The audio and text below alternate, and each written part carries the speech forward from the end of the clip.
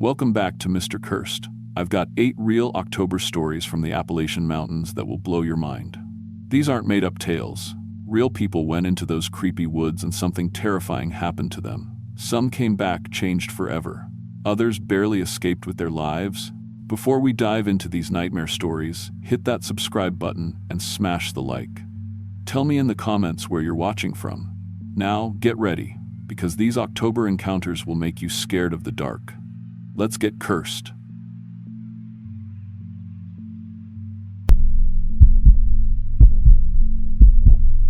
I'm 35 and work as a school bus driver in southern West Virginia.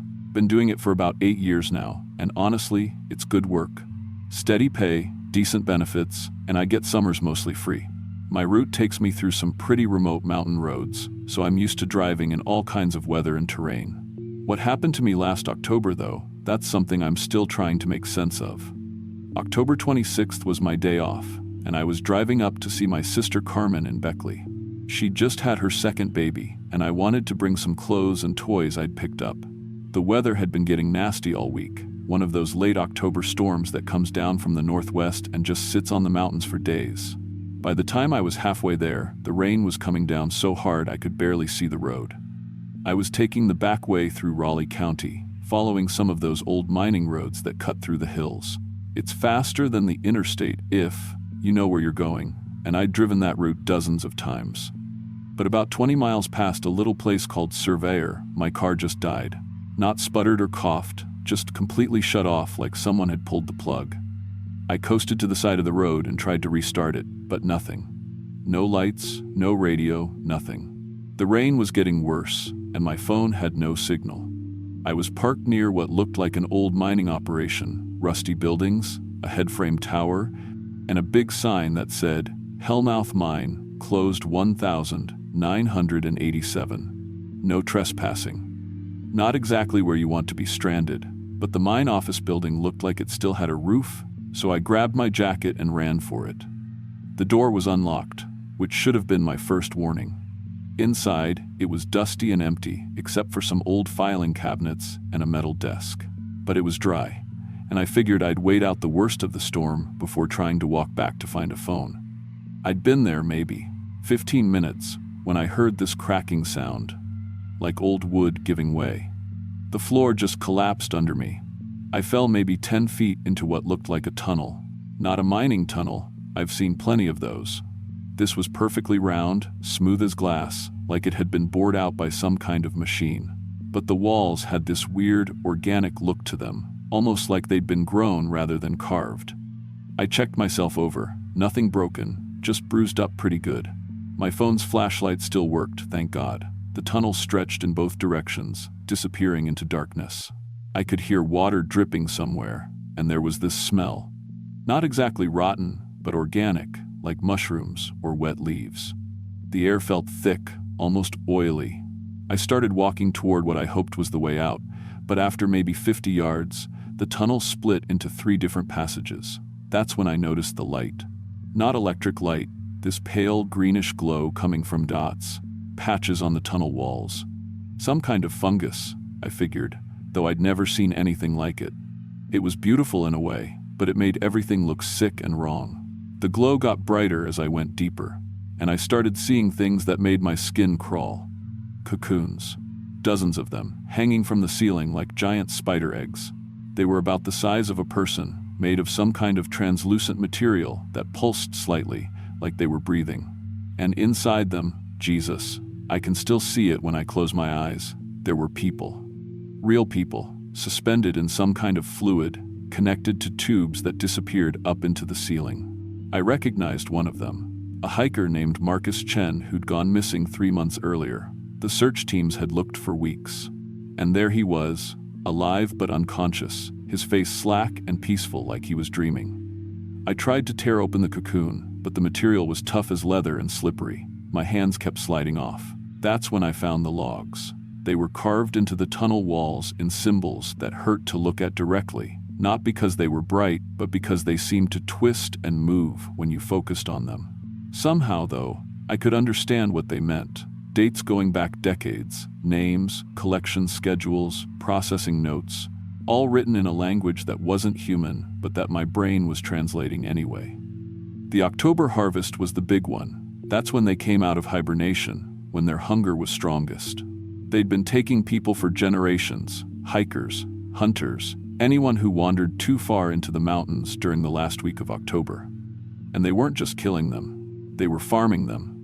I heard footsteps echoing through the tunnels. Slow, deliberate, with too many legs. The feeders weren't human. They were tall, maybe 7 feet, with multiple arms that moved independent of each other and faces that constantly shifted, cycling through. Features of people they'd taken over the years. When they spoke, it wasn't with voices but with vibrations that made my stomach lurch and my vision blur. They'd been watching me for weeks, they said, learning my patterns, my stress responses, my emotional profile. The car breaking down wasn't an accident. The floor collapsing wasn't random. They'd been steering me here, getting me ready for harvest. Humans were the perfect livestock, they explained. Smart enough to generate complex emotions, which made the life force they drained taste better. Fear, hope, despair, it all added flavor. They'd been cultivating these feelings in their victims for optimal harvesting, keeping them alive for years, sometimes, sipping their memories and dreams. Some of the cocoons held people who'd been missing since the 1,980 seconds. Still alive, still aware on some level, but drained to almost nothing. The feeders could reach into their minds, feeding on experiences and emotions as well as physical energy. They showed me their breeding chambers, where they were working on genetic modifications to create humans with higher life force production. They offered me a choice: join willingly and experience pleasant hallucinations while they drained me, or be taken by force and stay conscious through the whole process. I ran. The tunnel system was designed like a maze. Every time I thought I'd found a way out, I'd end up back in the main chamber. Gravity seemed wrong in some sections, and passages that had been there minutes before would be gone when I tried to retrace my steps. The feeders hunted me using echolocation and scent tracking, always staying just behind me, herding me like livestock. On the second day, October 28th, I discovered something that made everything worse. The feeders had agents on the surface, shapeshifters who'd infiltrated local government, tourism boards, even search and rescue teams. They'd been directing people toward collection areas for years, making sure disappearances happened in places where they wouldn't be investigated too closely. Every missing person report I'd ever heard about in our part of the mountains was connected. It was all one operation, systematic and organized. And they were planning to expand. Surface farms, disguised as remote communities, where they could harvest entire towns. October was their mating season too. They needed high-quality life force to reproduce, and I'd been selected not just for harvesting, but for genetic sampling. My capture was timed to their reproductive cycle. I managed to damage one of their cocoon-growing chambers, releasing maybe 30 people who'd been drained to the point of death. Most of them were catatonic, their minds completely broken, but a few could still walk, and in the chaos that followed, I found the main nursery where their young were developing. Destroying it meant sacrificing the people being used to feed the larvae, but if I didn't, a new generation of feeders would be born. I made the choice. I brought down the whole chamber. The adults went insane with rage. But anger made them careless, and I learned their weakness. Bright light disrupted their echolocation and caused them physical pain. I used road flares and broken electrical equipment to fight my way through the tunnels. I finally reached the surface through a natural cave opening on October 30th, but the feeders followed me up. For the first time in decades, they came above ground, desperate to collect enough victims to survive the winter. They hit the nearest town that night. I convinced the sheriff to evacuate and call for backup, though he thought I was completely insane until the attacks started. The military drove them back underground, but not before they'd taken several people and learned surface combat tactics. They sealed the mine with concrete and explosives, but the tunnel system extends for miles in every direction. I've become an unofficial monitor for feeder activity, tracking missing persons and unusual incidents throughout Appalachia. Every October, seismic equipment detects movement in the sealed mine as they search for new ways to the surface. I still drive school bus, but I've moved my route to the eastern part of the county. I won't go near those mountains anymore, especially not in October. The kids ask sometimes why we take the long way around certain areas. I tell them it's because of road conditions. I know they're still down there, still hungry. And eventually, their desperation will overcome their caution. They'll find another way up. When they do, I'll be ready. But I really hope that day never comes.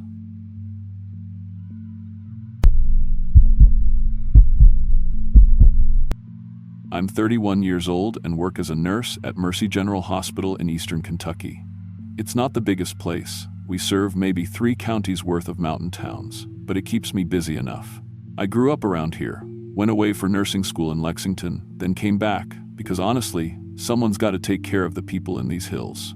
My grandmother always said the mountains call their children home, and I guess she was right about me. October 2023 was when everything changed.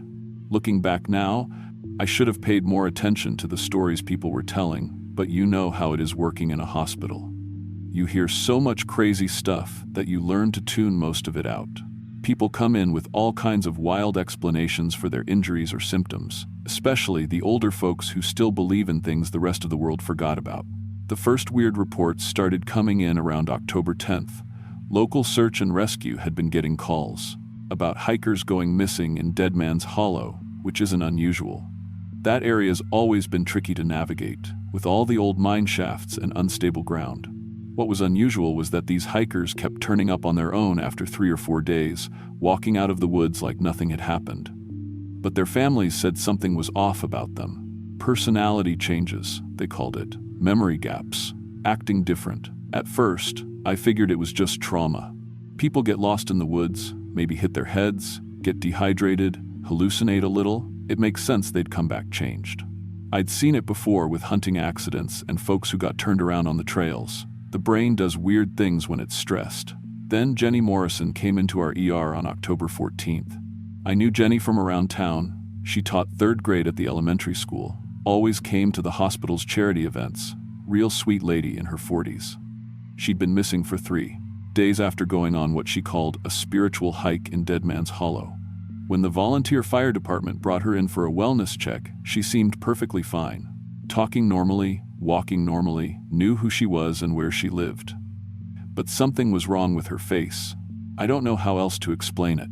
When you looked at Jenny straight on, she looked exactly like herself. Same brown hair, same height, same clothes she'd been wearing when she disappeared. But if you caught her in your peripheral vision, or if you weren't really focusing on her face directly, there was nothing there. Just smooth skin where her eyes, nose, and mouth should have been. I thought I was losing my mind.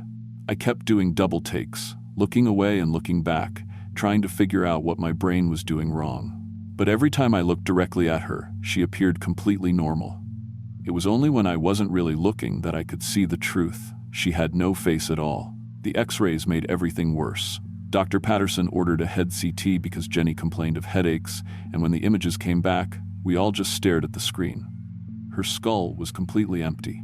No brain tissue, no sinuses, no eye sockets, just a hollow cavity where her head should have been solid. But she was talking to us, answering questions.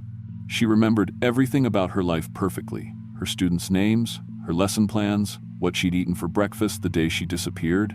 She just spoke about it all like she was reading from someone else's diary. No emotion, no personal connection to any of it. "Oh yes, I love teaching," she said when Dr. Patterson asked about her job. "The children are wonderful. I remember feeling very proud when little Tommy finally learned to read last month." But she said it the way you'd describe a movie you'd seen, not something you'd actually experienced.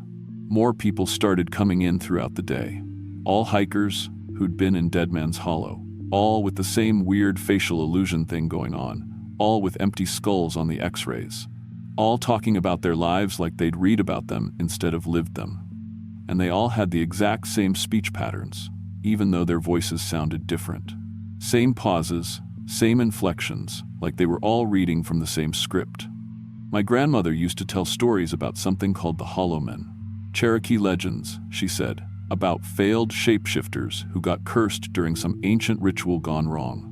They existed without true form, always hungry for human identity, wearing stolen faces like masks. She said they got stronger in October when the barrier between worlds got thin. I always thought they were just stories. By October 15th, more staff members were acting strange. Marcus, one of our maintenance guys, came back from a camping trip in Dead Man's Hollow with the same empty eye sockets I could see in my peripheral vision. He did his job perfectly, better than usual actually. But he moved differently, more efficiently, like he was following a program instead of just working. I started testing people, asking about personal memories, watching their reactions. The normal staff members would light up talking about their kids or their hobbies.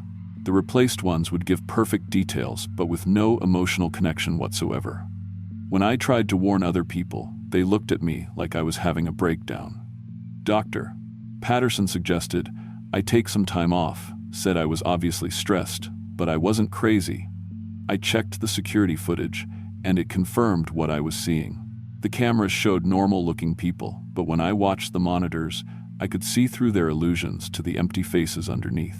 By October 16th, I realized that half our staff had been replaced. They worked with unnatural coordination, never made mistakes, followed every protocol perfectly. Patient care actually improved because the Hollowmen never got tired and never cut corners. But they were changing things, subtle alterations to procedures, small modifications to how we handled certain cases. I couldn't figure out what they were planning, but it felt like they were preparing for something bigger. I found security footage from a trail camera near Dead Man's Hollow that showed hikers walking into the area normally, then emerging days later as those empty-skulled things. The transformation was happening in an underground cave system where Cherokee medicine men used to perform identity rituals centuries ago. On October 17th, they figured out that I could see their true nature. I was working the night shift when they cornered me in the basement, 6 of them, moving with perfect coordination like parts of the same mind. They didn't try to hurt me. They just stood there, blocking every exit, staring at me with their stolen faces. "We know you can see us," Jenny said, but her voice had changed. Flatter, more mechanical. "That makes you valuable." They explained that they were expanding their population, replacing key people in the community to prepare for something they called the harvest. They needed human faces to interact with the outside world, to spread their influence beyond our isolated mountain town. Their plan was to replace everyone by Halloween, then use our community as a base for wider infiltration across Appalachia. I escaped through the old tunnel system that connected the hospital to the defunct coal mine next door, tunnels most people had forgotten about. But when I got to town, I realized the Hollowmen had already replaced the police, the fire department, most of the city government. Everywhere I went, I saw people who looked normal to everyone else but appeared as faceless horrors to my eyes. I tried calling state authorities, but the Hollowmen intercepted the communications, mimicked official responses. They offered me a choice: join them willingly and keep my face, or be taken by force and become another empty shell. Instead, I ran to the old Cherokee sacred site up on Grandfather Mountain, where my grandmother used to take me when I was little. She'd told me it was protected ground, warded against things that steal identities. The Hollowmen couldn't follow me there, but the protection only extended maybe 50 yards around the ancient stone circle. I was trapped. On October 19th, I performed a purification ritual I'd researched using my grandmother's old books. It partially worked. Suddenly, other people could see the Hollowmen's true nature throughout the whole town. The illusion broke everywhere at once. But seeing the truth drove most people insane. They couldn't handle discovering that their spouses, children, friends had been replaced by empty shells wearing stolen identities. The town erupted in chaos. State authorities quarantined the area within hours, but it was too late. The Hollowmen had already spread to neighboring communities. I was taken into protective custody as the only witness who could identify them without losing my sanity completely. Government researchers studied my immunity to their illusions, but they couldn't replicate the ability in other people. Now I work with a special task force that monitors Hollowmen activity across Appalachia. Every October, they become more active, and I'm the only early warning system we have. I travel from town to town, identifying infiltrated communities, helping with containment efforts. The official story is that there was a gas leak in our town that caused mass hallucinations. Most of the survivors bought that explanation. It's easier than accepting the truth, But I know better. The hollow men are still out there, still spreading through small mountain communities where disappearances go unnoticed. Every October, I get reports of hikers going missing in remote areas, then returning changed. Sometimes, late at night, I wonder if I'm really the last real person left, or if I've been a hollow man all along and just can't see my own empty face in the mirror. I still live in the mountains. Can't seem to leave, even though I probably should. The work keeps me here, I tell myself. Someone has to watch for them. But honestly, I think my grandmother was right about these hills calling their children home. Even the ones who aren't quite human anymore.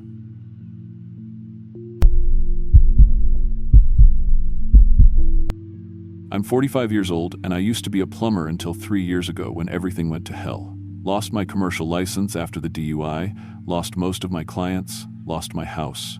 Now I do odd jobs for cash, fixing pipes in places where people don't ask questions about your record. The work keeps me moving through the Virginia mountains, staying in cheap motels, drinking more than I should because the rooms are too quiet and my hands shake when they're not busy. October 31st, 2019, I'd finished a job way out past Staunton, some old farmhouse where the septic had backed up into the basement. Disgusting work. But the owner paid me in cash and moonshine. Real mountain stuff that burned like battery acid going down. I should have stopped after the first jar, but the silence in that empty house was getting to me, and the old man kept pouring.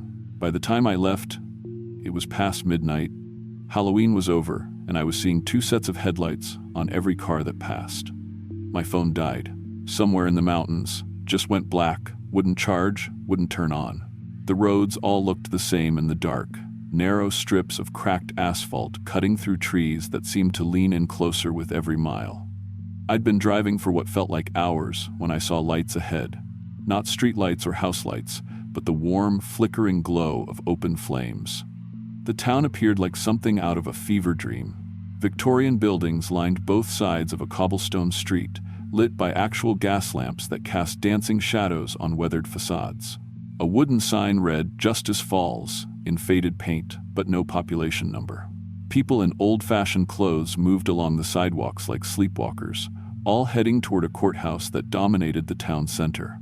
I parked and followed them, thinking maybe it was some kind of late-night Halloween thing. The air felt wrong, thick and metallic, like breathing liquid copper. Every footstep echoed too loud, and I noticed there weren't any modern cars anywhere. Just carriages and people walking with that same blank, purposeful stride. The courthouse doors stood open, revealing a trial in session. A judge in black robes presided over a packed courtroom lit by oil lamps that threw wild shadows on the walls. 12 people sat in the jury box, their faces pale and motionless. I slipped in through the back, trying not to disturb whatever historical reenactment was happening. That's when the bailiff turned and looked directly at me. "Dave Murphy," he announced, his voice cutting through the courtroom like a blade. "You stand accused." The words hit me like ice water. I tried to speak, tried to move, but my legs carried me forward against my will down the center aisle toward a wooden chair in front of the judge's bench. The floorboards creaked under my feet, but no one else seemed to make any sound at all. Judge Cornelius Blackwood looked down at me with eyes like dirty coins. Ancient eyes, hungry. "Welcome to the Court of Never," he said, his voice echoing strangely, "where we try those who escape justice in life." The prosecutor rose. A woman in a black dress that seemed to absorb light. She opened a ledger and began reading my driving record. Not the official one, but the real one. Every time I'd driven drunk and gotten away with it. Every near miss, every close call, every moment when I should have killed someone but didn't. The defendant, she said, stands accused of crimes not yet committed, but inevitably destined. Murder by negligence, manslaughter by intoxication. The taking of lives not yet taken but guaranteed by pattern and probability. That's when I looked at the jury and understood. They weren't actors. They weren't even alive. The young woman in the prom dress had her neck twisted at an impossible angle. The old man's chest was caved in like a broken barrel. The little boy's face was a ruin of asphalt burns and shattered bone. They were all staring at me with the hollow patience of the dead. "We don't wait for crimes to happen here," Judge Blackwood explained. "We judge based on certainty, mathematical probability. You will kill someone, Dave Murphy," The only question is when. The trial proceeded without my input. Evidence was presented not through documents, but through visions that played out in the air above the courtroom like smoke given form. I watched myself from outside my body, weaving through traffic, running red lights, nearly hitting families in crosswalks. But in these visions, I didn't miss. The impacts were real, the blood was real, the screaming was real. I saw myself kill a teenage girl on prom night, watched the light leave her eyes as she died pinned under my truck, witnessed her boyfriend trying to pull her free, his tuxedo soaking up her blood, heard her mother scream when the police knocked on their door at 3 a.m. I watched myself plow through a school crossing, children scattering like birds. One small boy, not quite fast enough, saw his backpack explode in a shower of papers and crayons, his lunchbox rolling across the pavement as his mother ran toward his broken body. Each vision was perfect in its detail. The smell of burnt rubber and spilled gasoline, the sound of metal crushing bone, the way people's faces change in the moment they realize they're about to die. These are not possibilities, the prosecutor explained. These are certainties. Every calculation of probability, every statistical analysis of his behavior patterns, every quantum examination of future timelines leads to the same conclusion. He will kill. The only variable is which victims, which dates, which intersections. The jury deliberated for exactly 13 seconds before returning their verdict. Guilty on 17 counts of future murder. Guilty of crimes that would happen with mathematical certainty. Judge Blackwood's gavel came down like thunder.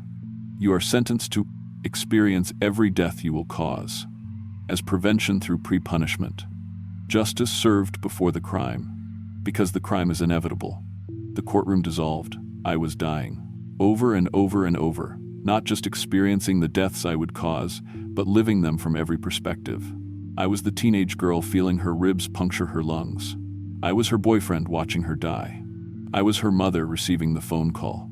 I was the paramedic who couldn't save her. I was the morgue technician who had to photograph her body. I was the jury that would convict me. I was the executioner who would flip the switch. Each death spiraled into infinite perspectives, infinite suffering, infinite guilt. I died as my victims, lived as their families, suffered as everyone connected to the tragedies I would inevitably cause. The punishment wasn't sequential, it was simultaneous. Every death, every perspective, every moment of grief and loss and rage happening all at once in my and mind. Time became meaningless. I could have been dying for minutes or millennia. Reality was nothing but impact and blood, and the endless, echoing screams of people whose lives I was destined to destroy. When it stopped, I was back in my truck, parked on the side of Highway 64, with dawn breaking gray and cold over the mountains. My hands were shaking so bad I couldn't grip the steering wheel. My mouth tasted like copper and grave dirt. Justice Falls was gone. Not abandoned, erased. When I walked back up the road, I found only trees and an old historical marker almost completely eaten by rust and vines. I could barely make out the words. Site of Justice Falls. Destroyed 1,889. Cholera outbreak, 247 dead. My blood alcohol was 0. My phone worked perfectly. According to the timestamp on my last text message, only 20 minutes had passed since I'd left the farmhouse. But I could still feel every death in my bones, could still taste the blood in my mouth, could still hear the screaming in my ears. I threw away every bottle in my house that day, started going to AA meetings, became a victim impact speaker, started a nonprofit providing free rides. People think I'm crazy when I tell them about Justice Falls, but they can see something in my eyes that makes them believe the important parts. But here's the thing nobody understands.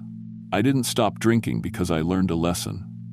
I stopped because I'm still dying. Every night, I experience those deaths again. The teenage girl, the school children, the families I'm destined to destroy. The visions never stopped. They just became my new reality. I haven't touched alcohol in 3 years, but the deaths keep happening in my dreams.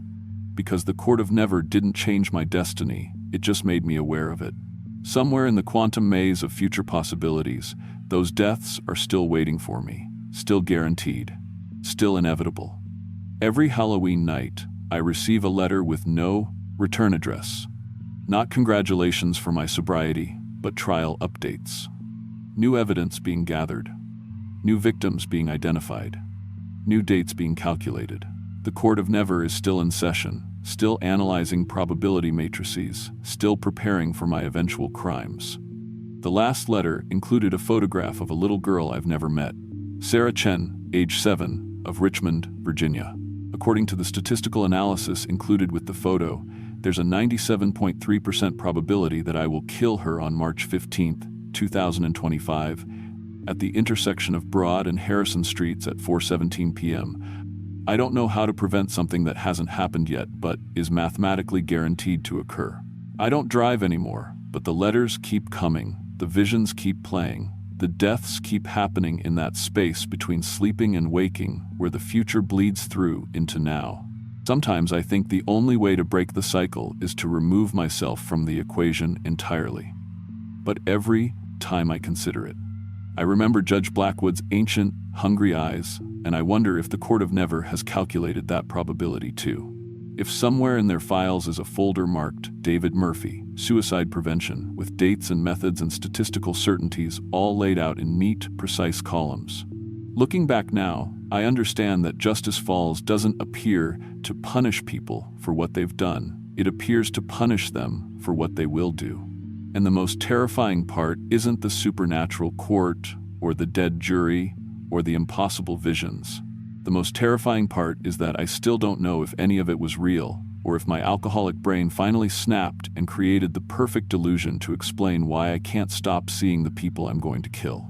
Either way, Sarah Chen is out there somewhere, 7 years old and completely unaware that according to quantum probability and supernatural mathematics, she has exactly 492 days left to live. And there's nothing I can do to stop it.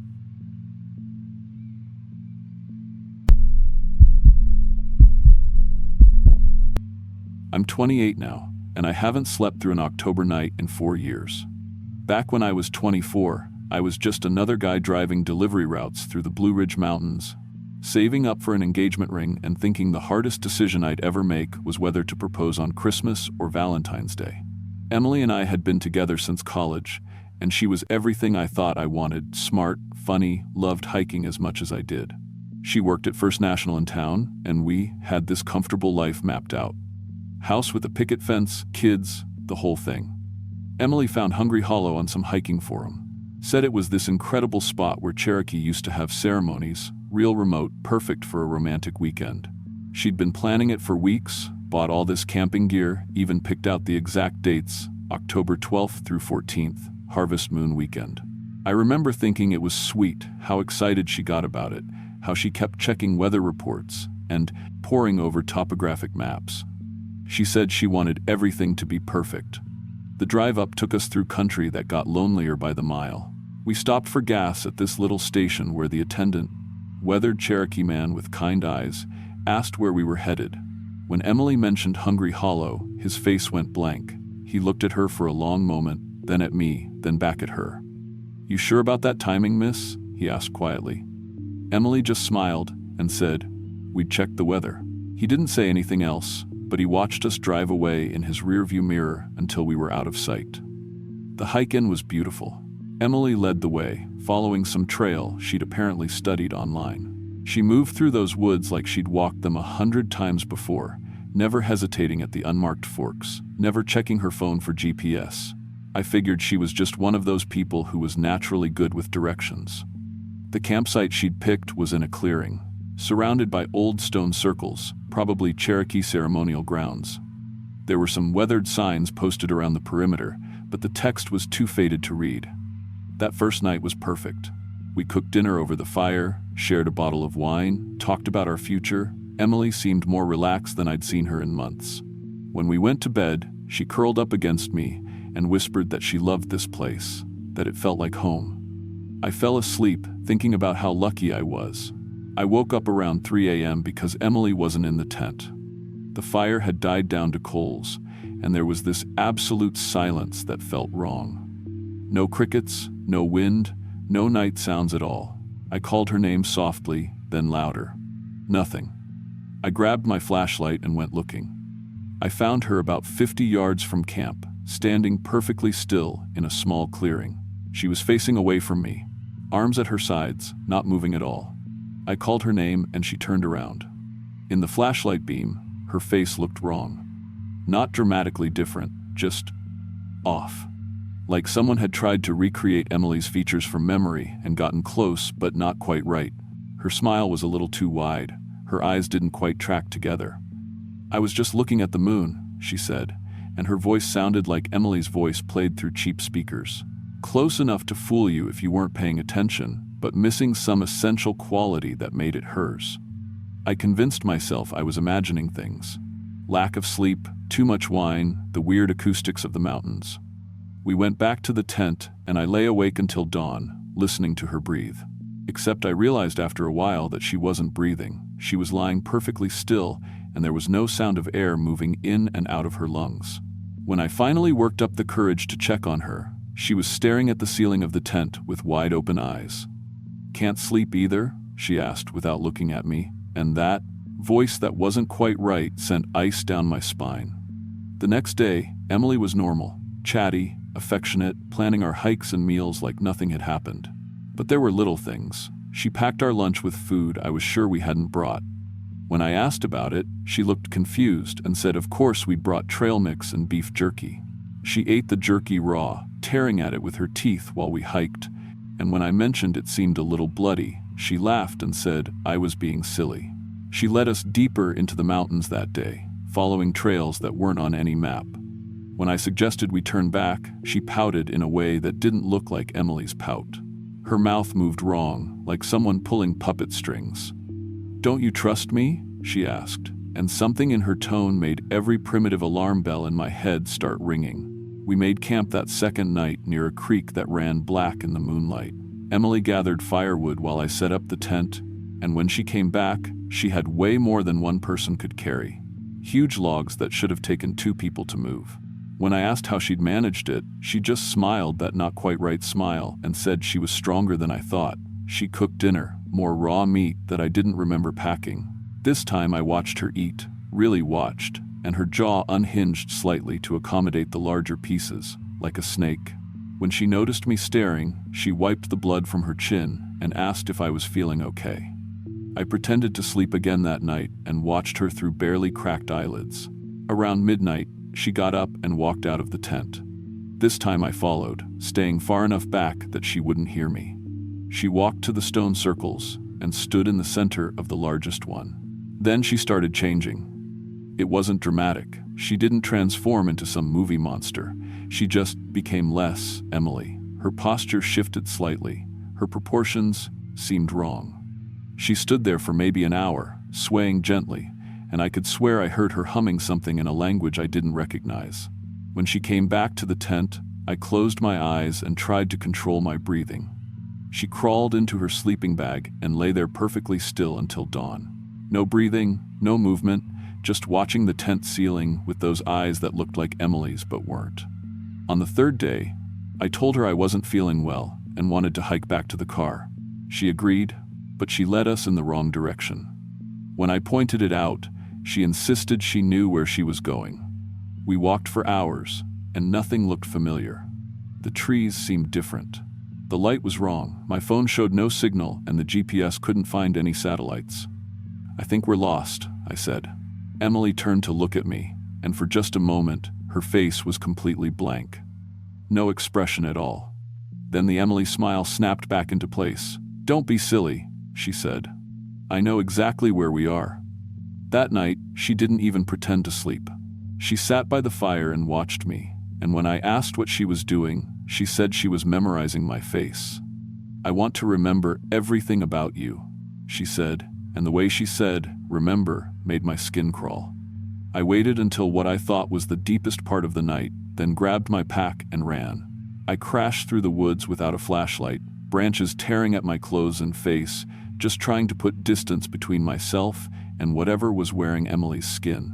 Behind me, I could hear laughter. Emily's laugh, but wrong, like it was being played backwards. I ran until I collapsed, then got up and ran some more. When the sun came up, I was on a road I didn't recognize. A trucker picked me up and drove me to the nearest town, where I called the police. They found our campsite, but it was empty. No, Emily, no evidence we'd ever been there, just some scattered camping gear and disturbed earth around the stone circles. Emily was reported missing, and I was the prime suspect. 3 days later, she showed up at home, perfectly fine, telling everyone I'd gotten sick and abandoned her in the woods. She moved back into her apartment, went back to work at the bank, picked up her life exactly where she'd left off. Our friends rallied around her, angry at me for abandoning her. When I tried to explain what had really happened, they looked at me like I'd lost my mind. The thing wearing Emily's face knew everything she knew. It could mimic her laugh, her mannerisms, her memories, but there were small differences that only I noticed. She held her coffee cup differently. She forgot the names of songs she used to love. She never blinked when she thought no one was watching. I moved across the country, changed jobs, tried to forget. But Emily, the thing that looked like Emily, started showing up in my new city. I'd see her in crowds, at restaurants, walking past my apartment building, always watching, always smiling, that not quite right smile. When I'd approach, she'd be gone. I started researching the area where we'd camped, diving deep into Cherokee history and folklore. I found references to something called the Hollow Hunger, entities that emerged during certain moon phases to study human behavior, not to feed or kill, but to learn. To practice being human. The Cherokee had rituals to appease these things, to keep them satisfied so they wouldn't venture into the settlements. But after the Trail of Tears, after the sacred sites were abandoned, the rituals stopped, the barriers weakened. I learned that the Hollow Hunger doesn't just steal people. It studies them first, watches from the shadows, learns their patterns and relationships. Then it takes what it needs and sends a copy back to continue the life that was stolen. Perfect mimicry, except for the small details that only someone who truly loved the original would notice. Last month, my sister called to tell me Emily was engaged. To some guy from her work, apparently. Someone who doesn't know enough about the real Emily to notice the differences. They're planning a wedding for next spring. I still get Christmas cards from the thing wearing Emily's face, always signed with her name in handwriting that's almost right. Always with a photo of her and her new life. Smiling that smile that's too wide, standing next to people who don't know they're living with something that's only pretending to be human. Sometimes I wonder if the real Emily is still alive somewhere, trapped in whatever place these things come from. Other times, I hope she died quickly in those woods, before she could understand what was happening to her. But mostly, I lie awake on October nights, listening for footsteps outside my apartment, waiting for that familiar knock on the door and the sound of Emily's voice calling my name. Because I know that sooner or later, the thing that studied me for 3 days in those mountains is going to want to try being me for a while. And when it does, there won't be anyone left who remembers the real Jake well enough to notice the difference.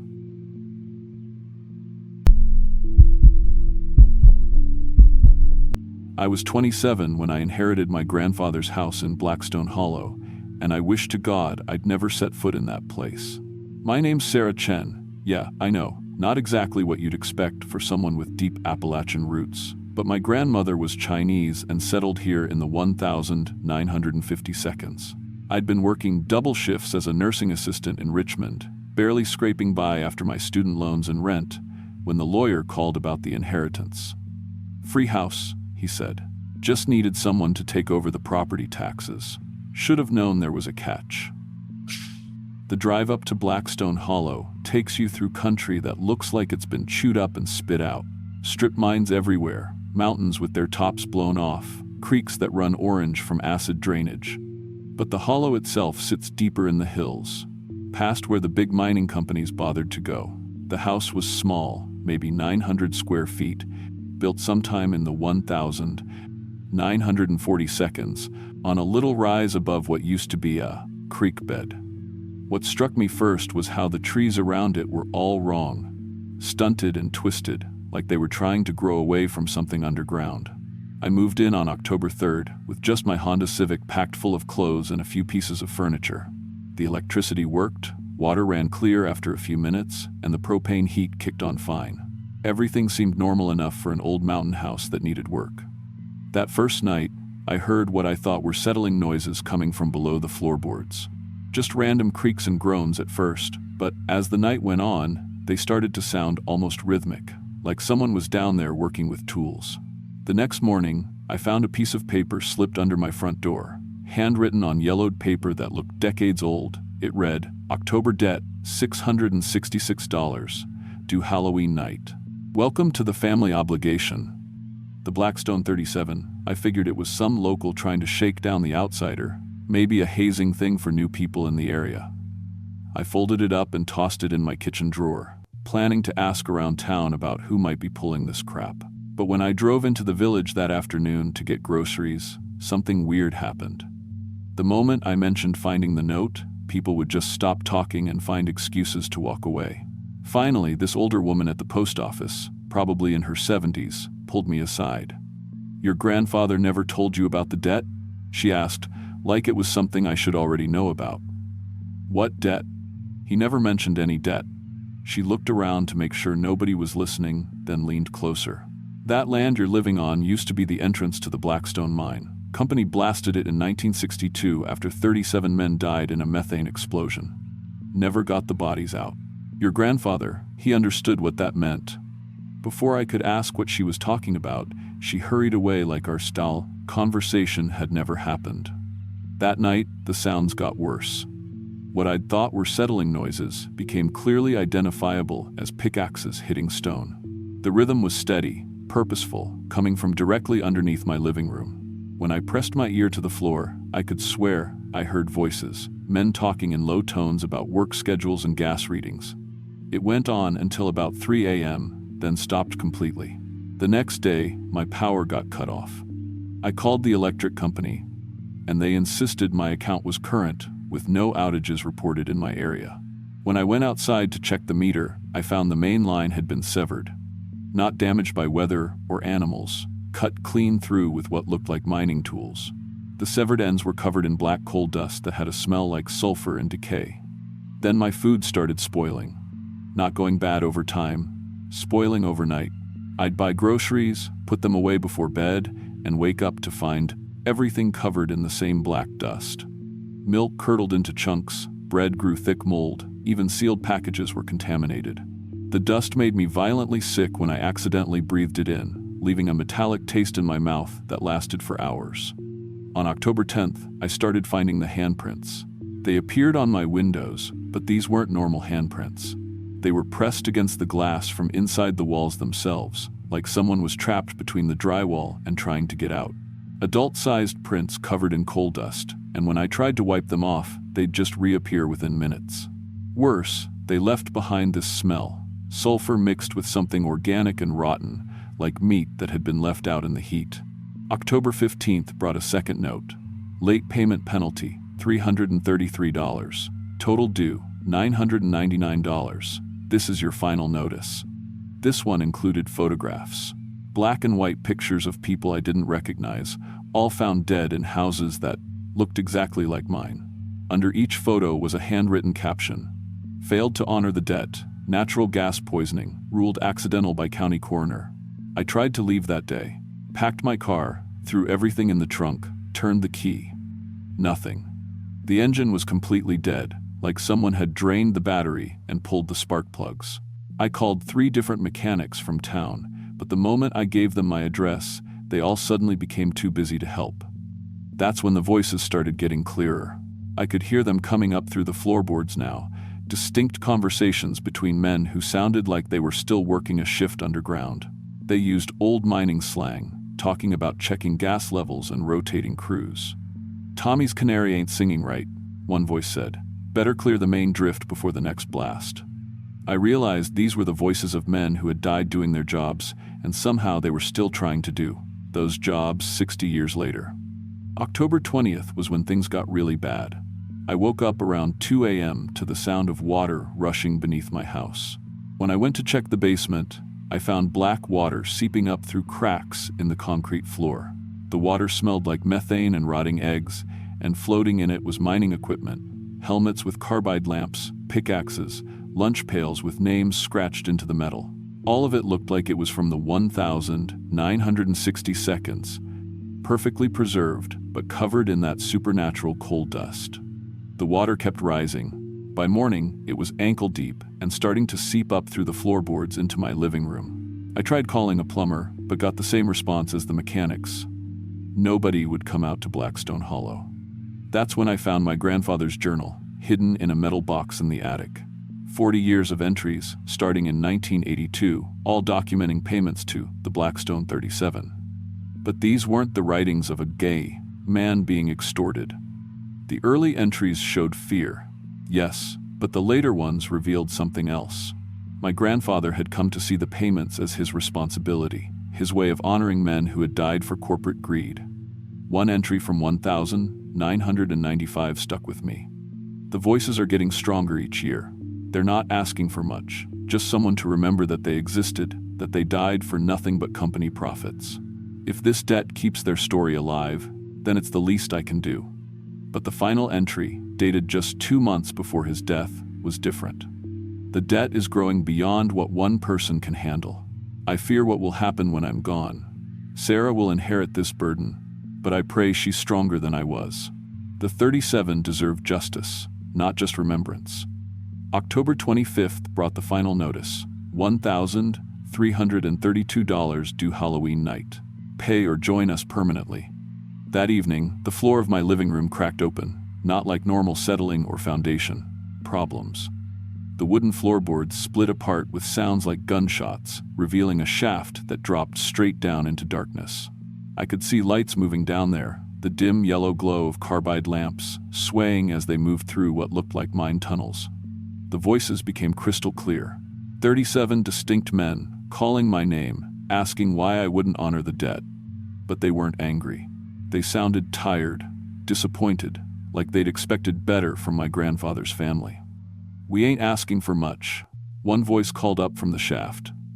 "Just want folks to remember we were here. Remember we died for nothing." I spent the next few days trying everything I could think of. Called the police, but they said it sounded like a civil matter. Tried to contact a priest, but the local churches wouldn't return my calls. Even attempted to burn the house down, but the flames turned cold and blue, fed by methane seeping up from the mine. The fire revealed something that made my blood freeze. Embedded in the walls, visible through the supernatural flames, were dozens of skeletons. Previous homeowners who had failed to pay their debts, their bones fused into the very structure of the house. October 30th, I gave up trying to fight it. I drove to the bank and withdrew everything I had, $2,100 in cash, which was more than the debt but represented my entire life savings. I drove back to the house and sat on the front porch, waiting for midnight and whatever was going to happen. They appeared at exactly 12 a.m. on Halloween. 37 men in mining gear from 1,962. But these weren't the benevolent spirits I'd been expecting. They were wrong in ways that made my eyes water to look at them directly. Their bodies were burned and twisted from the methane explosion, faces melted into expressions of eternal agony. They moved with jerky, unnatural motions, like marionettes controlled by a drunk puppeteer.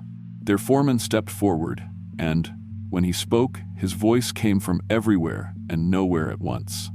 "Your grandfather understood. The debt ain't about money, it's about justice. About making sure what happened to us never happens again." "I have the money," I said, holding out the cash with shaking hands. "Money's just the beginning," he replied. "Real debt is service. Your grandfather gave us 40 years. Now it's your turn." That's when I understood. The debt wasn't a payment, it was a contract. The money was just the down payment on a lifetime of servitude to the dead. I tried to run, but my legs wouldn't move. The other miners formed a circle around me, their burned faces showing expressions of hungry anticipation. "Don't worry," the foreman said. "You'll learn to like it. After a while, you won't remember what it was like before." I woke up the next morning on my living room floor, but everything was different. The house looked newer, cleaner, like it had been restored to its 1,960 seconds appearance. When I looked in the mirror, my reflection showed a woman in a house dress from that era, with coal dust under her fingernails and the hollow eyes of someone who'd seen too much. The voices are constant now, 37 men giving me orders, telling me what needs to be done to honor their memory. I maintain the house, keep their story alive, and every October I collect the debt from the next inheritor. There's always a next inheritor. The lawyers make sure of that. I still work at the nursing home, but now I recruit for the minors. Elderly patients with no family, people who won't be missed. I tell them about my grandfather's house, how it's free for anyone willing to take over the small monthly obligation. They always say yes. Who wouldn't want a free house? The debt isn't about money. It's about feeding the hungry dead, giving them new voices to speak through, new hands to work with. Each person who signs the deed becomes part of the Blackstone 37, extending their reach into the world of the living. I know what you're thinking. Why am I telling you this? Why would I warn you about something I'm actively participating in? Because I found your name on the list. Your great-uncle Edgar died last month, and guess what he left you in his will? A nice little house in Blackstone Hollow, free and clear. The lawyers will be calling you soon, if they haven't already. They'll tell you all about your inheritance, how lucky you are to get property without a mortgage. And you'll say yes. They always say yes. The debt is due Halloween night. Welcome to the family obligation. We'll be waiting for you in the darkness below.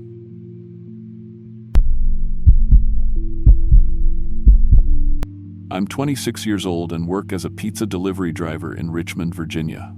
I know that probably doesn't sound like much, but honestly, I was saving every dollar I could scrape together for camera equipment. See, I'd gotten obsessed with cryptid hunting after watching too many YouTube videos about Bigfoot sightings, and the Blue Ridge Mountains kept coming up in these reports about something called the foggy monster. October seemed like the perfect time to finally do something about it, instead of just watching other people's footage. I'd been planning this camping trip for months, putting aside money from tips and picking up extra shifts. The weather forecast for October 7th looked perfect, cool and overcast with that thick autumn atmosphere that makes everything feel possible. I figured if I was going to catch something on camera, that would be the day to try. The drive up to the mountains took about 3 hours, and I stopped at this little gas station in Madison County to grab some last-minute supplies. The guy working there, probably in his 60s with hands that looked like they'd seen decades of hard work, noticed all my camera gear in the back seat. "You one of them cryptid hunters?" he asked. Not unfriendly, but not exactly welcoming either. When I told him, yeah, I was hoping to get some footage in the area, his whole demeanor changed. He leaned across the counter and lowered his voice like he was sharing something he shouldn't. "You be careful up there during October," he said. "That's when the watcher comes out." I asked him what he meant, thinking this was exactly the kind of local folklore I was hoping to find. He explained that every hunting season, people reported seeing something tall and pale that would just stand on the ridgelines, watching campers and hikers. Always during October. Always just watching. Cherokee folks around here, they got stories about it going back centuries, he continued. Say it's some kind of guardian that decides whether people deserve to leave its territory alive. I thanked him and bought a local map, asking if he knew any good spots for camping. He marked a place called Blackburn Hollow with his pen, then immediately crossed it out. "Don't go there," he said. 3 hikers went missing there last October. Only thing they found was their cameras and the photos on them. He shook his head. Well, let's just say the search and rescue folks don't like talking about what they saw. Of course, that made Blackburn Hollow exactly where I wanted to go. The drive up the mountain road was beautiful in that way. October afternoons get in Virginia. All gold light filtering through red and orange leaves. I found the trailhead around 4 p.m. and hiked about 2 miles into the hollow before setting up camp near a small clearing. The spot felt perfect. Good sightlines in multiple directions, close to water, and far enough from any roads that I wouldn't have to worry about other people interfering with my cameras. I'd brought 4 trail cameras with motion sensors, which I set up in a rough perimeter around my campsite. These things were supposed to be top of the line. They could detect movement from 50 yards away and take crystal clear photos even in low light. I was really proud of this setup, but from the moment I turned them on, something was wrong. The cameras started going off constantly, not just once or twice when a squirrel ran by, but every few seconds, like something was moving in front of each sensor continuously. I checked the first camera after about an hour of this, expecting to see hundreds of photos of deer or maybe a bear that was hanging around the area. Instead, every single photo showed empty forest. Just trees and shadows, nothing moving, nothing that should have triggered the motion sensor. But the cameras kept clicking away, taking picture after picture of absolutely nothing. I tried adjusting the sensitivity, settings, thinking maybe they were picking up swaying branches or something. Didn't matter. They just kept firing off photos of empty woods. Around sunset, I was sitting by my small camp stove eating a can of beans when I noticed something on the ridge across the valley. At first, I thought it was just a dead tree I hadn't noticed before, but when I looked closer, I realized it was standing completely upright and way too tall to be natural. I grabbed my binoculars and focused on the spot. What I saw made my hands start shaking. There was definitely something standing on that ridge, about half a mile away. It looked like a person, but wrong in every possible way. It had to be 8 feet tall, maybe taller, with arms that hung down past its knees. Its skin was this corpse-pale color that seemed to reflect the dying sunlight like wet plastic, and its head was tilted at an angle that would have broken a human neck. The worst part was how perfectly still it stood. No swaying, no shifting weight from foot to foot, no movement at all. Just standing there looking in my direction with unwavering attention. I watched it through the binoculars for 3 hours. It never moved. Not once. Just stood there on that ridge like a statue, and I could feel it watching me, even though I couldn't make out its face clearly from that distance. When I finally looked away to check my watch, it was almost 9 p.m. When I looked back, the thing had moved. It was now standing on a different ridge, much closer, maybe 200 yards away instead of half a mile. Still in that same impossible motionless pose, but it had somehow relocated without me seeing it move.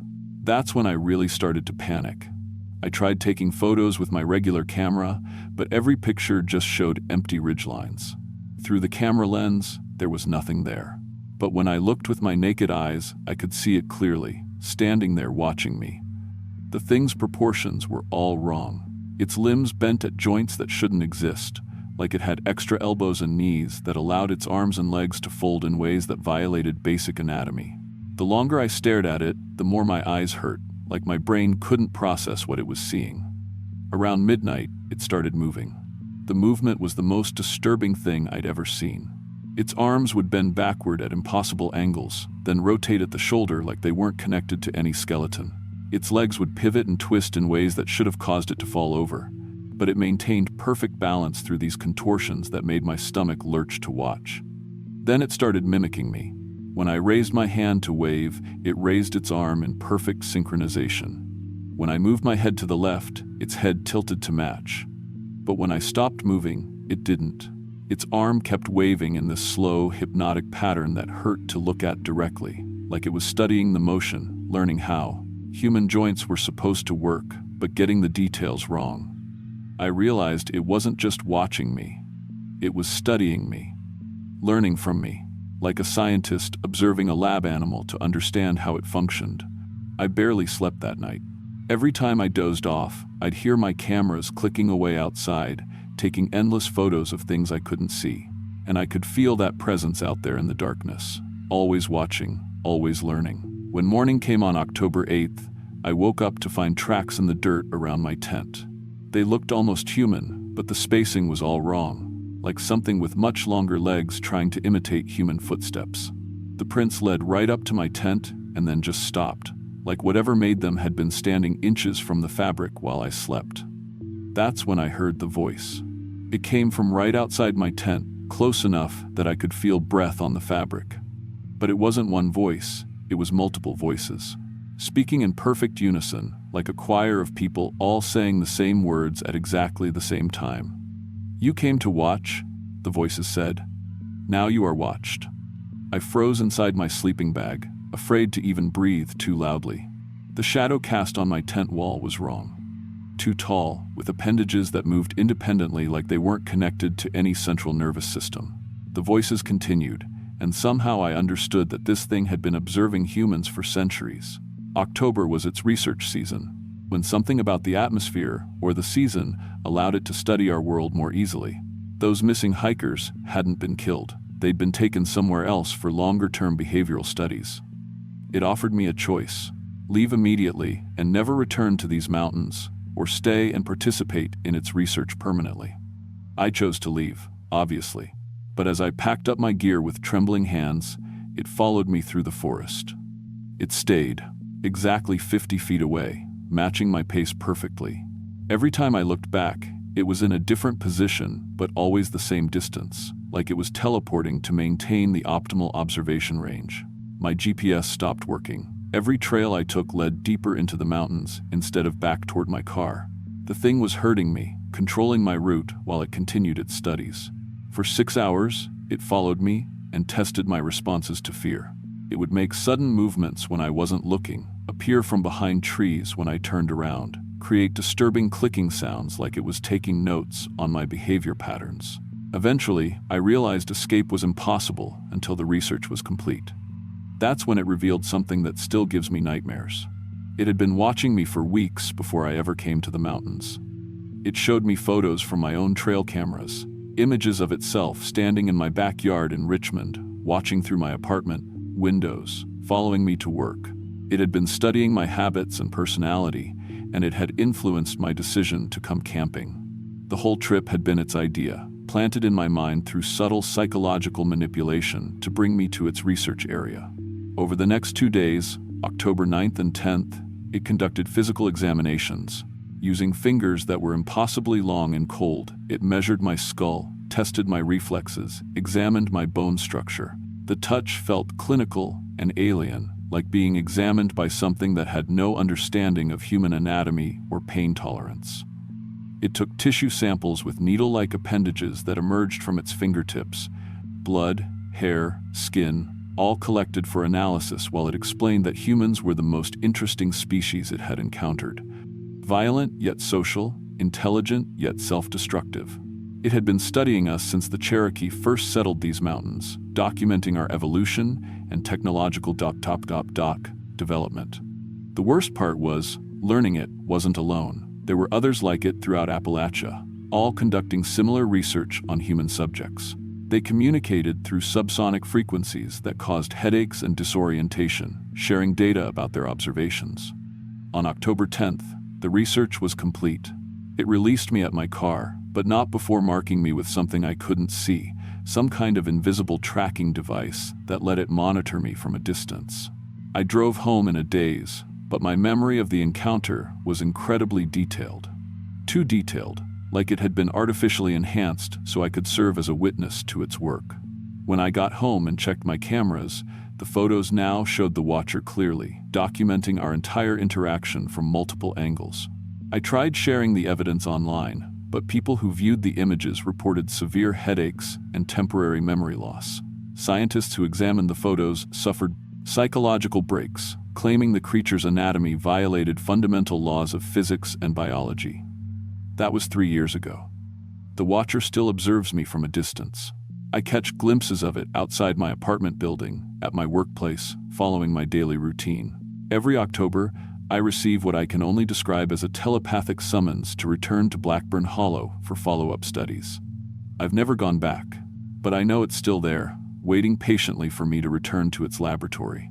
I've become a long-term research subject for something that views humanity as fascinating but ultimately expendable laboratory animals. Sometimes I wonder what it learned from studying me and what it plans to do with that information. But mostly, I just try not to think about October anymore, because when October comes around each year, I can feel it calling me back to those mountains. And every year it gets a little harder to resist. I still work as a pizza delivery driver. I never did buy that camera equipment.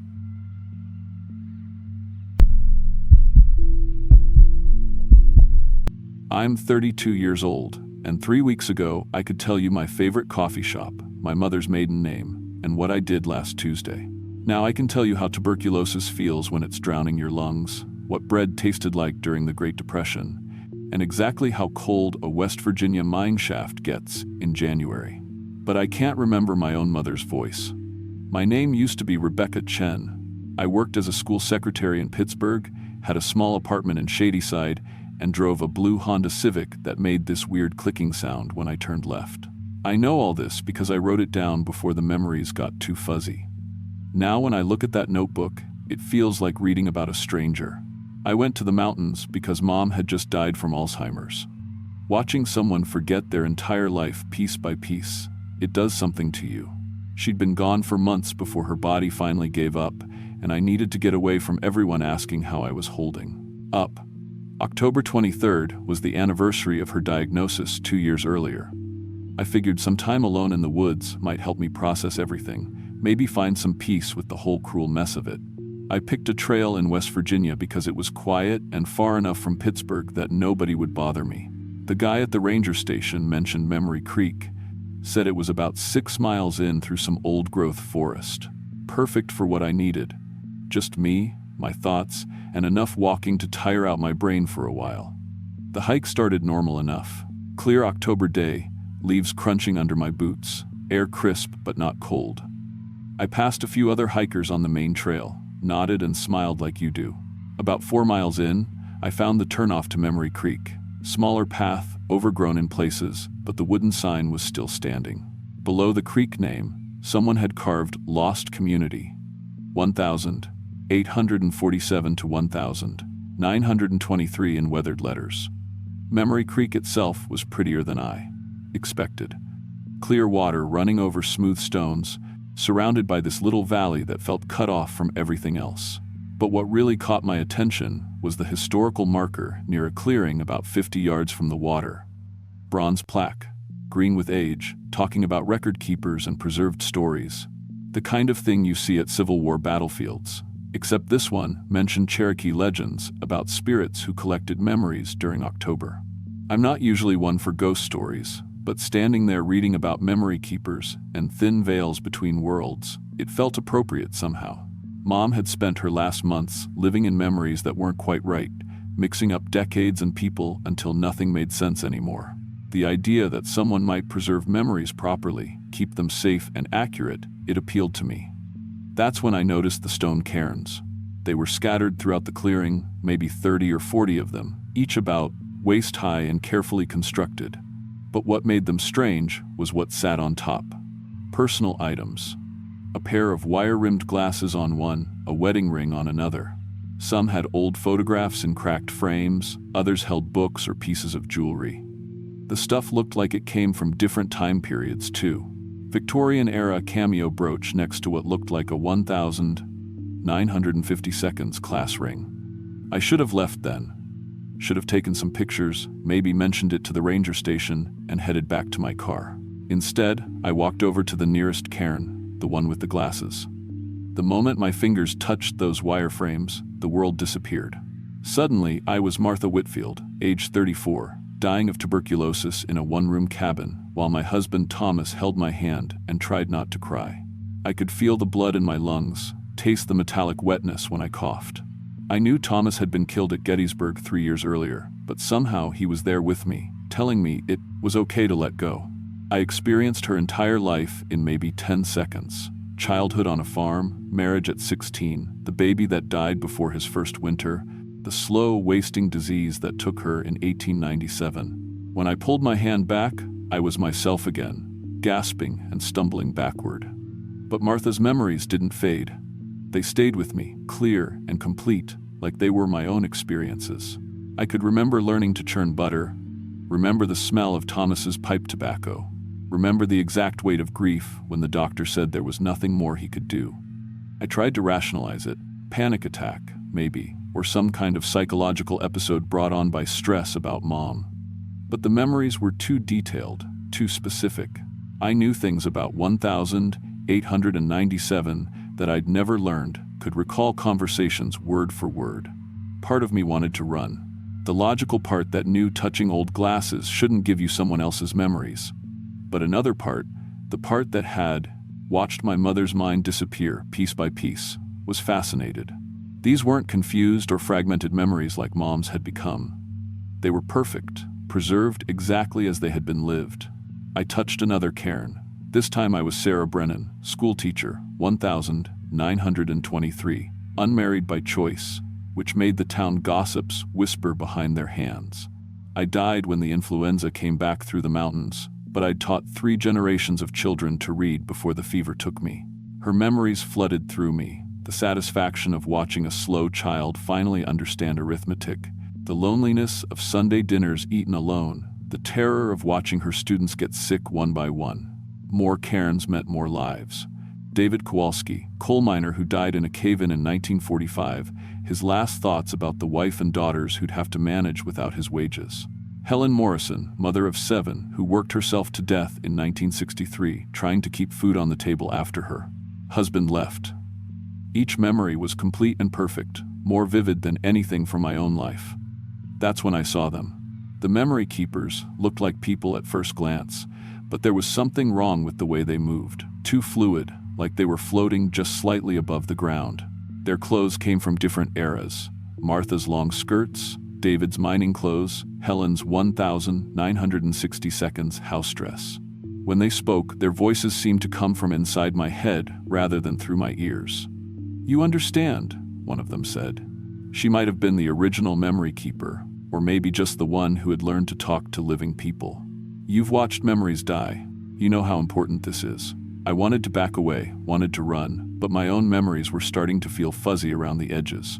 I couldn't quite picture my apartment anymore, couldn't remember exactly what my job involved. The harder I tried to focus on my own life, the more it slipped away, replaced by the crystal-clear experiences I'd absorbed from the cairns. "During October, the veil grows thin," she continued. "The dead can touch the living. We preserve what would otherwise be lost forever. The stories, the experiences, the knowledge that dies with each person. But we need living minds to hold them." I tried to tell them I didn't want this, that I just wanted to grieve my mother in peace, but the words wouldn't come. Every time I opened my mouth, someone else's voice wanted to speak. Martha commenting on the weather, Sarah reciting poetry to her students, David humming a song his father had taught him. "You're perfect for this work," the memory keeper said. "Someone who has lost memories understands their value. Someone who has watched a mind fade knows why preservation matters." The transfer began, whether I agreed or not. More memories poured into me, dozens, then hundreds. Elena Vasquez, dying in the 1918 flu pandemic, her last thoughts about the pursued children she'd never have. Johnny Park, 19 years old, bleeding out in a French trench in 1944, thinking about the girl back home who didn't know he loved her. Mary Sullivan raising 12 children through the Depression, stretching every penny until it screamed. Each new memory was incredibly detailed. I could taste the thin soup Mary had fed her family for months, feel the mud and terror of Johnny's final moments, experience the fever dreams that took Elena. But with every new life I absorbed, more of my own identity slipped away. I couldn't remember my phone number anymore, or the name of my best friend from college. My mother's face was becoming blurry, her voice fading until I could barely recall what she sounded like when she said my name. The apartment I'd lived in for 3 years felt foreign and uncomfortable when I tried to picture it. By sunset, I knew more about people who had died decades ago than I knew about myself. The memory keepers taught me how to organize the preserved experiences, how to access specific memories without being overwhelmed by all of them at once. I became a living library of Appalachian history, carrying the experiences of people whose stories would have died with them, but the cost was everything I had been. I woke up the next morning in the clearing, surrounded by even more cairns than before. The memory keepers explained that I was their vessel now, responsible for preserving the memories of the forgotten dead. October was their busiest time, when the boundary between life and death became permeable enough for the transfer to work. I tried going back to Pittsburgh, but nothing felt right anymore. My apartment was filled with belongings that meant nothing to me. My coworkers at the school noticed I suddenly knew obscure historical facts, spoke in outdated phrases, and sometimes answered questions with first-hand knowledge of events that happened before I was born.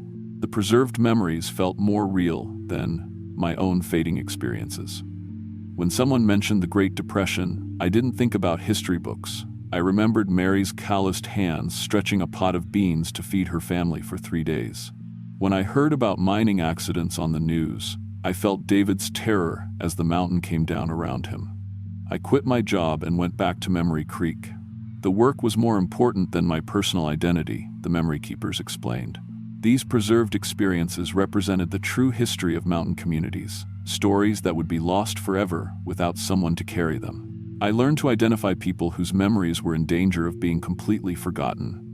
Elderly people in remote areas, the last speakers of dying dialects, families whose oral histories would die with them. I became a wandering collector, interviewing them and absorbing their stories before they could be lost. Each person I documented added their memories to my collection. Mrs. Patterson, 89, who remembered when electricity first came to her holler in 1954. James Mitchell, 94. The last person who could speak the old Welsh dialect his grandfather had brought from the coal valleys. Emma Rodriguez, 91, whose grandmother had told her stories about Cherokee families who had hidden in the mountains to avoid the Trail of Tears. Universities started seeking me out for my impossible knowledge of regional history. I could recite folk remedies that hadn't been written down anywhere, sing work songs that mining companies had tried to suppress, and describe daily life in communities that had been abandoned for decades. But I couldn't remember why any of it mattered to me personally. The driving motivation, the grief over my mother's lost memories, had been erased along with my identity. I did the work because it was my purpose now, not because I chose it. This October, I returned to Memory Creek for the anniversary. I'm carrying the preserved memories of over 800 people now, their loves, their fears, their final moments, their secret shames, their proudest achievements. Sometimes I catch glimpses of my original self, a woman named Rebecca who worked in a school and loved her mother. But those memories fade quickly, overwhelmed by the weight of all the lives I'm preserving. New hikers come through sometimes, drawn by the same need for solitude that brought me here. I watch myself in them. People processing grief, people trying to make sense of loss. Some I warn away. Others, the ones who understand that memories are precious and fragile, I let the memory keepers evaluate. The work continues because it has to. Every year, more stories disappear as the last generation that remembers them dies off. Modernization erases the old ways faster than anyone can document them. The memory keepers and their vessels are the only thing standing between complete cultural amnesia and preservation. I can't remember who I was anymore, but I remember who everyone else was. I carry the weight of their experiences, their knowledge, their love and loss and hope. It's become my purpose and my curse, to be everyone and no one, to preserve the past while losing my own present. The veil grows thin every October, and there's always more work to do.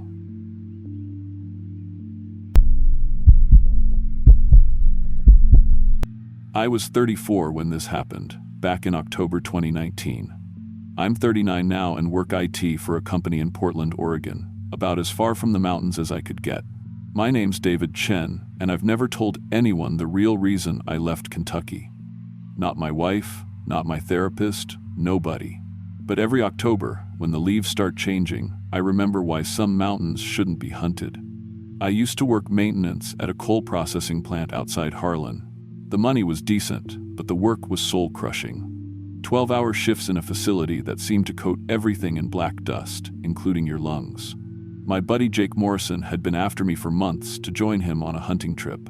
His family had rights to hunt a section of reclaimed strip mine land up near Pine Mountain, about 2,000 acres of recovering forest that butted up against the Daniel Boone National Forest.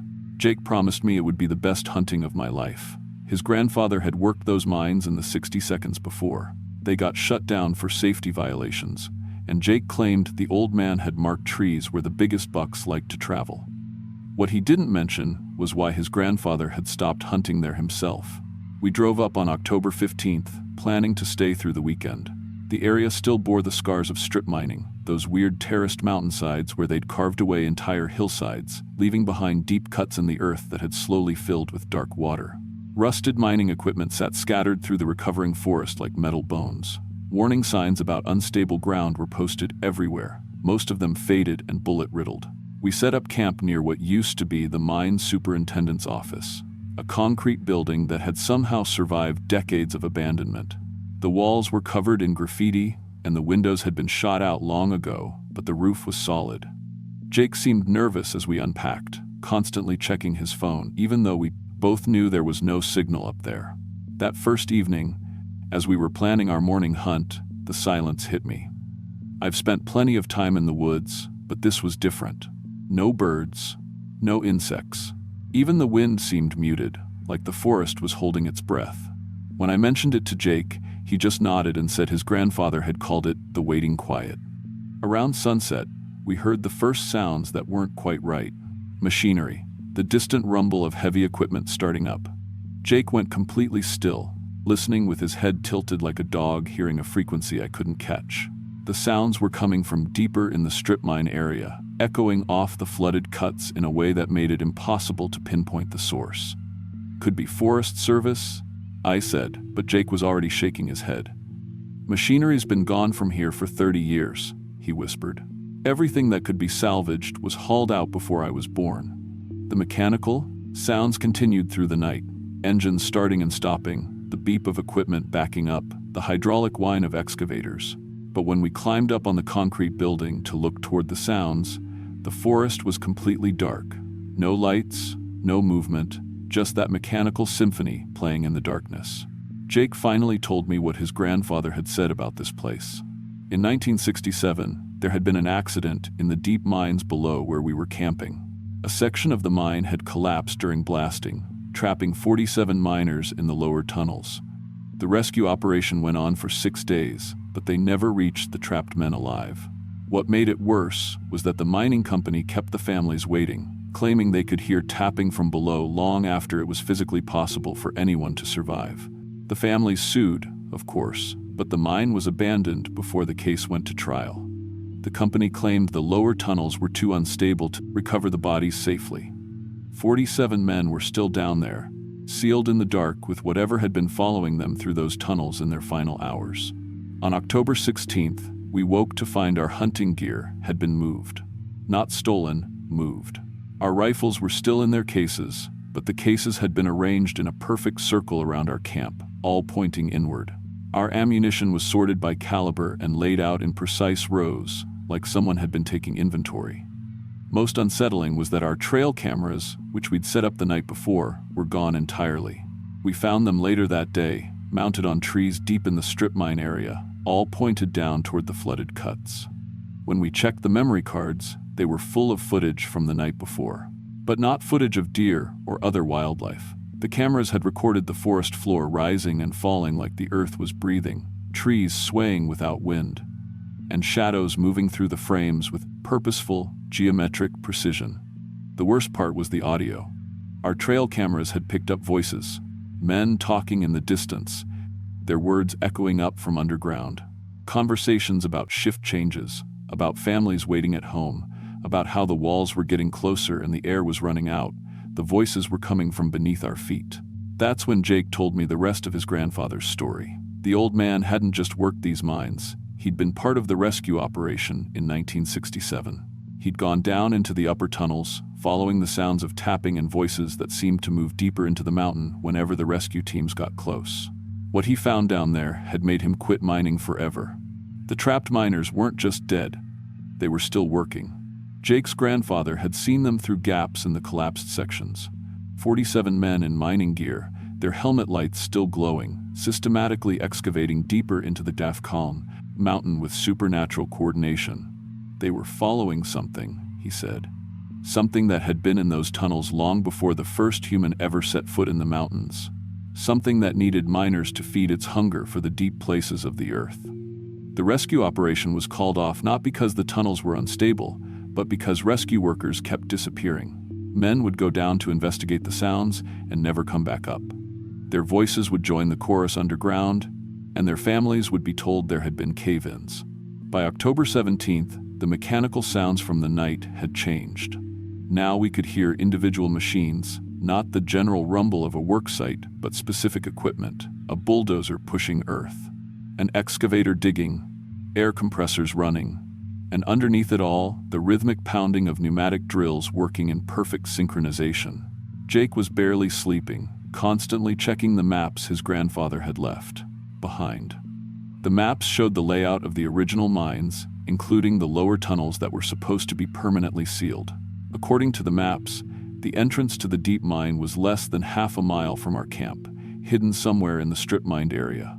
We should have left then. But Jake was obsessed with finding his grandfather's entrance to the deep mine. He'd convinced himself that the sounds meant the miners were still down there, still alive somehow, still working after 52 years in the dark. He wanted to be the one to finally bring them home. On the morning of October 18th, we found fresh excavation around our camp. Someone, or something, had dug a series of precise holes in the ground overnight, each about 6 feet deep and perfectly square. They formed a pattern that led away from our camp toward the flooded strip mine cuts. At the bottom of each hole, we could see wooden support beams and rusty rails, pieces of the original mine infrastructure that should have been buried under decades of fill dirt. Something was excavating the old mine from below, working its way up toward the surface. Jake was excited rather than terrified. He followed the holes, taking pictures and measurements, convinced we were witnessing some kind of geological phenomenon that was exposing the old mine workings. But I noticed something he missed. The dirt from the holes was perfectly sorted. Soil in one pile, rocks in another, pieces of mining equipment in a third. No random digging would be that methodical. That afternoon, we found the entrance. It wasn't marked on any of Jake's maps. A section of the strip mine wall had collapsed inward, revealing a tunnel mouth reinforced with massive wooden beams that looked decades newer than they should have been. The tunnel sloped downward at a steep angle, disappearing into darkness that our flashlights couldn't penetrate. Rails ran along the tunnel floor, and we could see fresh gouges in the walls, where equipment had recently passed through. Warm air flowed up from the tunnel, carrying the smell of diesel exhaust and coal dust. And something else, the metallic tang of blood, mixed with the sweet corruption of things that had been dead too long. Jake wanted to go down immediately. He was convinced his grandfather was down there, somehow still alive, waiting to be rescued after all these years. I argued that we should get help, call authorities, anything except go into that tunnel alone. But Jake reminded me that no one would believe us, and by the time we convinced anyone to come back with us, the entrance might be gone. We compromised. We'd go down just far enough to see what was there, then come back with proper equipment and support. The tunnel descended much farther than it should have. According to Jake's maps, we should have hit the water table within 100 feet, but we walked for what felt like miles through passages that couldn't exist. The wooden support beams gave way to natural rock formations that had been carved into smooth, geometric shapes.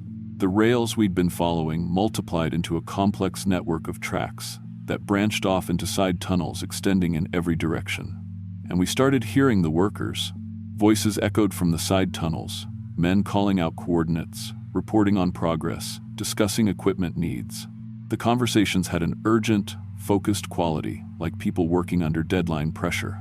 But when we called out, the voices would stop for a moment, then resume from a different direction.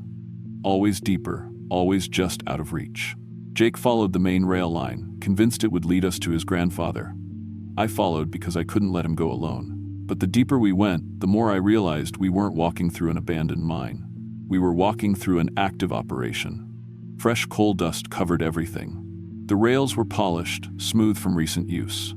Electric cables ran along the tunnel walls, carrying power to equipment we could hear running in the distance.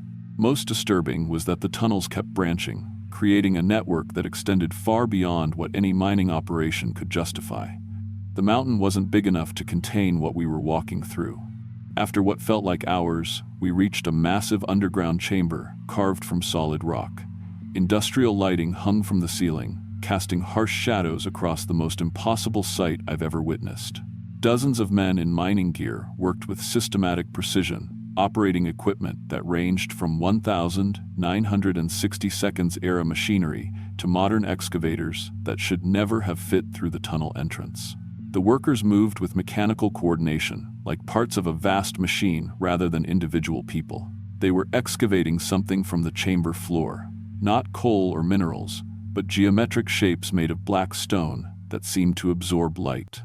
The shapes were being loaded onto rail cars and transported deeper into the mountain through tunnels that extended beyond the reach of the lighting. Jake started walking toward the workers, calling out his grandfather's name. That's when they turned to look at us. Their faces were perfectly preserved but completely wrong. Their eyes reflected the industrial lighting like animals' eyes, and their skin had the waxy, artificial quality of things that had been underground too long. When they smiled, and they all smiled at exactly the same moment, their teeth were black with coal dust and something else that might have been blood. One of them approached us, moving with the jerky, mechanical gait of someone operating heavy machinery. When he spoke, his voice echoed from multiple directions at once, like the chamber itself was speaking through him. "New workers," he said, and the others nodded in perfect synchronization. "The project needs more hands. The harvest must continue." That's when I understood what Jake's grandfather had really found down there in 1967. The miners hadn't been trapped by a cave-in. They'd been recruited. The worker who had spoken to us had a name tag reading J. Morrison, Jake's grandfather, looking exactly as he had 52 years ago when he'd supposedly died in the mine collapse. He explained the project with the patient enthusiasm of someone describing their life's work. They were harvesting the mountain's heart. The black stone shapes were pieces of something vast and ancient that lived in the deep places of the earth, something that had been waiting beneath the Appalachian Mountains since before humans existed. The mining operation was never about coal. It was about feeding this entity, bringing it pieces of the surface world to consume. Every October, when the boundary between worlds grew thin, the harvest intensified. The entity grew hungry for new workers, new perspectives, new ways of understanding the surface world it planned to reclaim. The mechanical sounds we'd been hearing weren't equipment. They were the entity's breathing, its heartbeat, the sound of something immense stirring to life far beneath our feet. Jake's grandfather took us deeper into the operation, showing us chambers filled with harvested memories, emotions, experiences from everyone who had ever disappeared in these mountains. Hunters, hikers, miners, families, all preserved in geometric stone formations that pulsed with absorbed life. "The mountain provides for its children," he explained, his black teeth gleaming in the industrial lighting. "And its children provide for the mountain." Jake was fascinated rather than horrified. He asked questions about the process, about how long workers typically lasted before they became part of the permanent harvest, about whether families were ever recruited together. His grandfather answered with obvious pride, like a master craftsman explaining his trade to an apprentice. I realized Jake had known. Not consciously, but he'd been drawn here for the same reason his grandfather had been drawn into the deep mine 52 years ago. This was why his family had maintained hunting rights to this land for generations. They weren't hunters, they were recruiters. When I started backing toward the tunnel entrance, Jake grabbed my arm with strength that felt mechanical rather than human. His eyes had begun reflecting the harsh lighting, and when he smiled, I could see black dust coating his teeth. "You can't leave, David," he said in a voice that echoed from the chamber walls. "The harvest needs you. The mountain needs you." I broke free and ran through the tunnel network, but the passages had changed. What had been a straight path down was now a maze of branching tunnels that led deeper into the mountain regardless of which direction I chose. Behind me, I could hear Jake and his grandfather coordinating the search, their voices joined by dozens of other workers calling out my location to each other with the practiced efficiency of a mining operation. The entity itself began to take notice. The tunnel walls started pulsing with that black stone material, and I could feel something vast and patient turning its attention toward me. The mountain was alive, and it was hungry, and it had been waiting for me specifically for longer than I could comprehend. I only escaped because I remembered something Jake's grandfather had mentioned: the surface excavations we'd found around our camp. The entity was working its way upward, but it wasn't there yet. If I could reach the original mine entrance before the tunnels fully connected to the surface network, I might be able to get out. I followed the power cables back toward what I hoped was the entrance, ignoring the geometric shapes that were beginning to emerge from the tunnel walls, like the mountain was growing new organs. The black stone formations pulsed with absorbed memories, and I could see faces trapped inside them, previous visitors to the mountain, all perfectly preserved in the moment they'd realized what was happening to them. I reached the entrance just as the sun was setting on October 18th. Behind me, the mechanical sounds had changed to something organic and breathing, like the mountain itself was coming alive. I climbed out of the tunnel and ran to our camp, intending to grab my gear and get out. But our campsite was gone. In its place was a perfect excavation site with industrial lighting and modern mining equipment. Workers in pristine safety gear were systematically processing everything we'd brought with us, sorting our belongings into the same methodical piles we'd seen underground. Jake was there, operating an excavator with mechanical precision. When he saw me, he waved with genuine enthusiasm and called out, "David, come see what we found. The surface connection is almost complete." I ran to our truck, which was still parked, where we'd left it, and drove away without looking back. But in the rearview mirror, I could see lights coming on all across the strip-mined area, and the sound of heavy machinery starting up for the night shift. I reported Jake missing to the authorities, but when they investigated, they found no evidence of recent excavation or industrial activity. The tunnel entrance was gone, filled in with dirt and vegetation that looked like it had been undisturbed for decades. Jake's family confirmed that he'd gone hunting alone. They had no memory of his plans to take anyone with him. I moved to Oregon within the month and took the first IT job I could find. But every October, I receive emails from recruitment companies offering me positions with mining operations throughout Appalachia. The job descriptions are always for projects involving deep earth resource extraction and harvesting operations with competitive long-term benefits. The emails come from an address that belongs to Morrison Mining Consultants, and they're always signed J. Morrison, Project Coordinator. Last October, the emails included attachments, geological surveys showing the expansion of the underground operation, progress reports on surface connections being established throughout the mountain range, and employee satisfaction surveys from workers who've been with the company for decades. There was also a personal note from Jake. "David, the harvest is going better than we ever imagined. Grandfather was right about you. You'd be perfect for the extraction team. The mountain misses you. We all miss you. Come home when you're ready to join the family business." The note was dated October 15th, 2024, exactly 5 years after our hunting trip. According to the timestamp, it was sent from coordinates deep underground, somewhere beneath Pine Mountain where no human technology should be able to function. I've been having dreams about the black stone formations, about geometric shapes that pulse with captured memories.